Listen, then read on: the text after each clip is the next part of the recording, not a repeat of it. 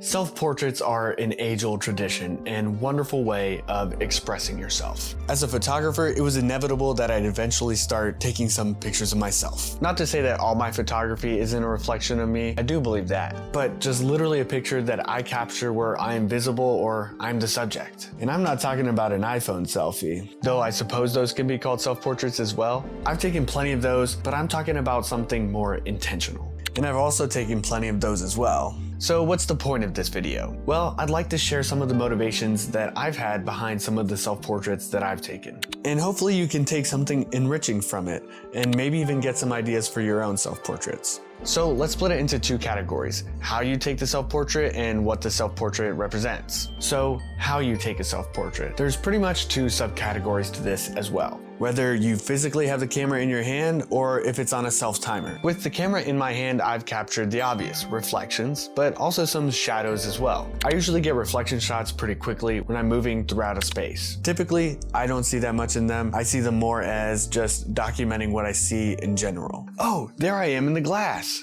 But mirrors in general are really fun to work with angles. It's great practice as well for when you're working with other subjects.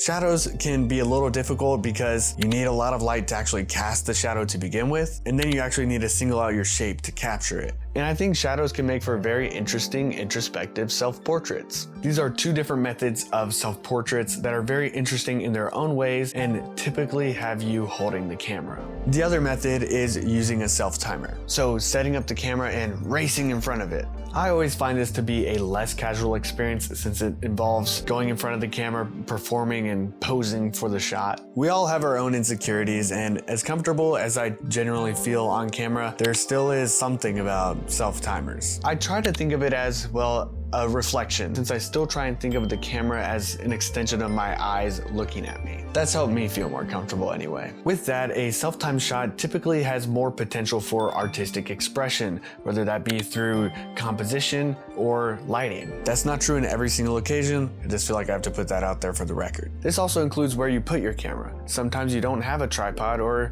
a convenient place to put it. For example, I didn't feel like using my tripod the other day, but I was taking self-portraits. So instead, I used my dining table, which was reflecting light back into the lens, which added a neat stylistic effect to my self-portraits. Other times, I've propped up my camera on a stack of books or even under my pocket knife just to change up the angle. I think these are all good ways of practicing creativity and being resourceful. Hopefully that pays off in the field. So now onto what the self-portrait represents. I already alluded a little bit earlier to there being a more casual and a more intentional approach. Sometimes a self-portrait really just represents, "Hi camera, I'm here." And other times it can really represent something deep inside that you're feeling at that particular moment or chapter of time. In my personal experience, it's also come down to what I do with the self-portrait. In my first year of college, just a few 8 years ago, I was taking a lot of self-portraits. At the time, I think I viewed this mostly as practicing effects and color grading in After Effects and Photoshop.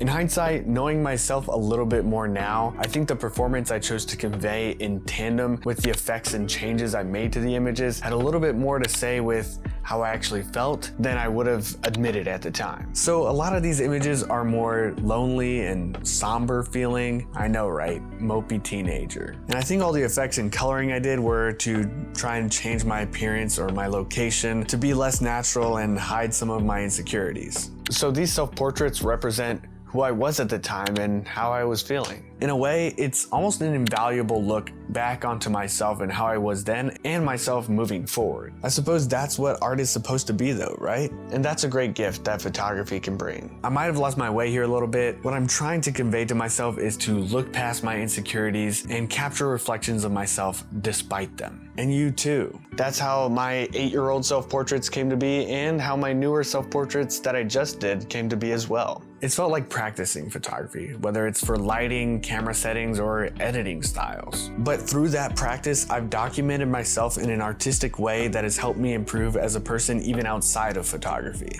I've still got insecurities, everyone does. But as a photographer, this has been an interesting way for me to try and work through some of them. So take self-portraits. You might just learn something about yourself. I hope you somehow enjoyed this video, because who knows what I'm out here yapping about, insecurities and what your photography can mean to you. I hope we can all use art as a way to try and better ourselves both internally and externally in the way that we express ourselves in the world. What I usually post are photo albums, which are just montages of pictures I take on a particular day at a particular place with a particular lens, whatever it may be. That's what I usually post, but I'm also posting more videos like this now. So if you want to keep up with this, subscribe to the channel. And with that, thanks for watching.